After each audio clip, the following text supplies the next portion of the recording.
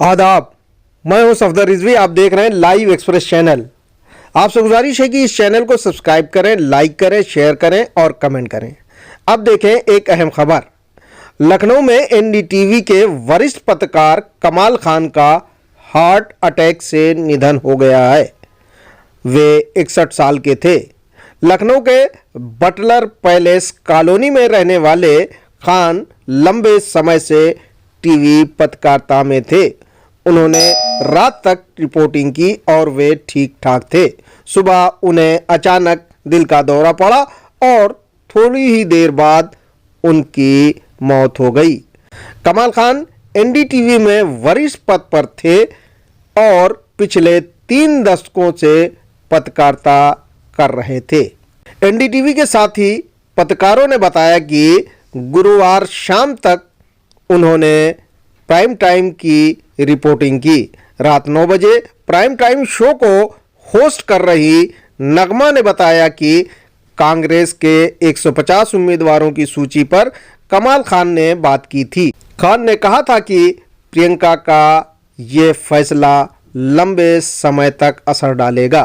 NDTV के वरिष्ठ पत्रकार रवीश कुमार ने भी कमाल खान के निधन पर शोक जताया और कहा कि उनकी यादें भुलाई नहीं जा सकती। उनकी रिपोर्टिंग उन्हें याद है। उन्होंने क्या कहा, सुने। मतलब जो भी टेलीविजन देखता है, जो भी टेलीविजन का दर्शक, वो जानता है कि कमाल खान कौन है, किस तरह की शख्सियत रहे हैं अपनी पत्रकारिता। हर किसी के पास एक अलग अलग कमाल खान है, उनकी रिपोर्टिंग की अपनी यादें हैं।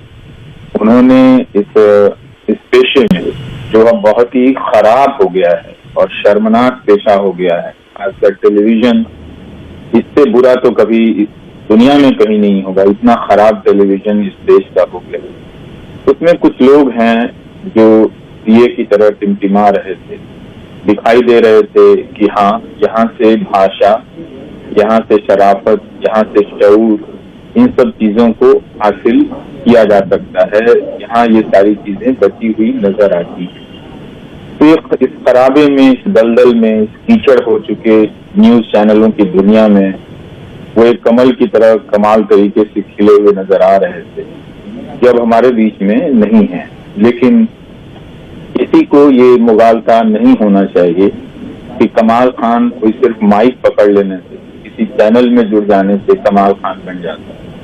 कमाल खान के बारे में हम सब जब अपनी रिपोर्टिंग शुरू कर रहे थे, तब सुना करते थे कि अपनी गाड़ियों में जब वो सफर पर जाया करते थे लखनऊ से बाहर, तो बहुत सारी किताबें लेकर जाया और 4 लाइन की स्क्रिप्ट लिखने में वो कई घंटे लगाते थे।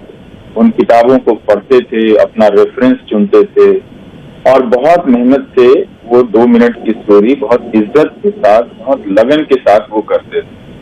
अब की टेलीविजन की दुनिया में, चाहे वो अच्छा चैनल हो, चाहे वो बुरा चैनल हो, इस तरह की मेहनत की कोई कदर नहीं है।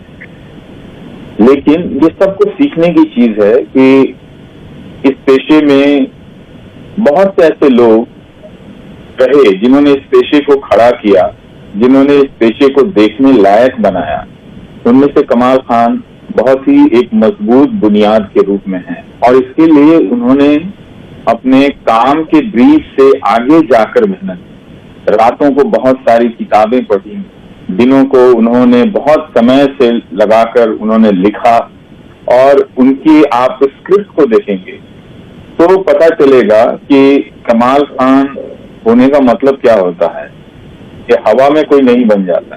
एक एक शब्द उन तस्वीरों के साथ, जिस समाज में वो बात कर रहे हैं, जिस दायरे से वो आ रहे हैं, इन सब के बीच में कमाल खान एक खिड़की खोलते थे कि भाषा, शराफत, शऊर की एक ऐसी भी दुनिया हो सकती है जहां पर बहुत सी तल्ख बातें बहुत हल्के तरीके से कही जा सकती हैं, इस मकसद से कि कुछ गलत है तो उसे ठीक किया जाए और वो सबकी बेहतरी के लिए ठीक किया जाए। तो कमाल खान अपनी जिंदगी के जो पल वो गुजारे हैं उन्होंने इस पेशे में, वो तो उनकी पत्नी रुचि और बच्चे बता सकते हैं कि उनके पिता ने कितनी मेहनत की है ये सारे पहलू दर्शक के सामने आने से रह जाते और अफसोस कि उनके जाने के बाद हम ये सब बता रहे हैं। कई बार लोग नहीं समझते हैं कि टेलीविजन में अच्छा पत्रकार होना सबसे मुश्किल काम है। जितने आप हल्के फुल्के न्यूज एंकर, रिपोर्टर देख रहे हैं जो 2-4 डिबेट करके अपना काम चला लेते हैं, उसमें कोई मेहनत नहीं लगती।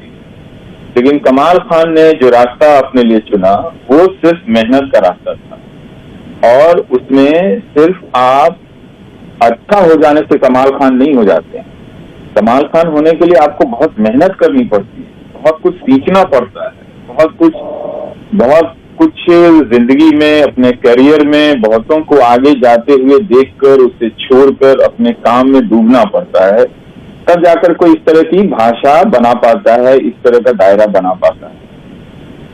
और वो आप इस शहर से रहे थे, उस लखनऊ से, जिसकी तहजीब को लेकर हजारों किस्से हैं, जिसकी तहजीब को लेकर न जाने कितनी किताबें हैं, लेकिन उन सब के बीच में तहजीब की एक किताब, एक अलग किताब हमारे कमाल खान साहब थे।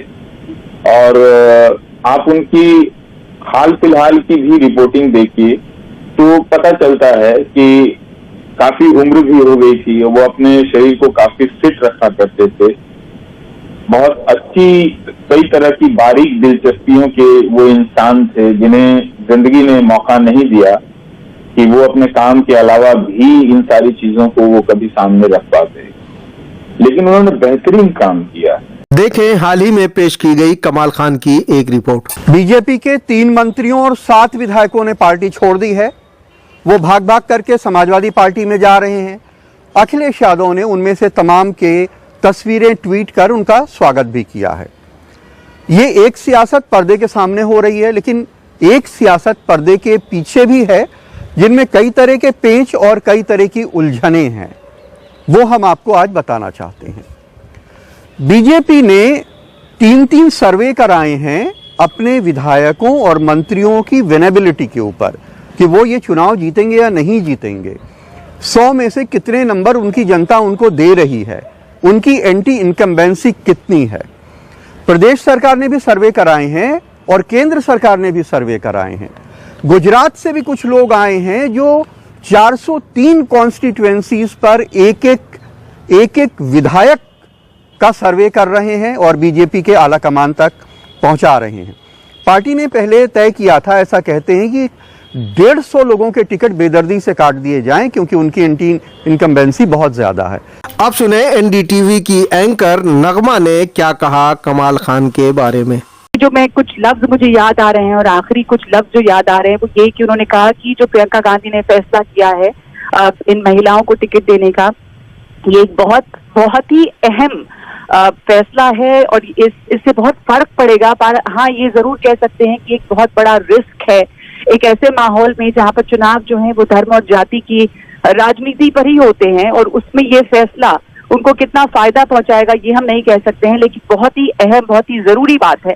और पेट्रियार्की पे उन्होंने बात की है और अपने निजी तजुर्बों को उन्होंने मेरे साथ साझा किया है कि किस तरह से मिसोजिनी और पेट्रियार्की हमारे दिमाग में, हमारे जहन में घर कर चुकी है। मैं इस वक्त ये आपको इसलिए बता रही हूँ क्योंकि ये कुछ आखिरी बातें थी और इससे इस इंसान की सोच का पता चलता है। बहरहाल सांसें रुक जाने के बाद उसकी याद बाकी रह जाती है और उसके काम।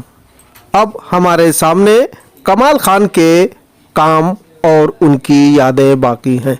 आपसे गुजारिश है कि इस चैनल को सब्सक्राइब करें, लाइक करें, शेयर करें और कमेंट करें।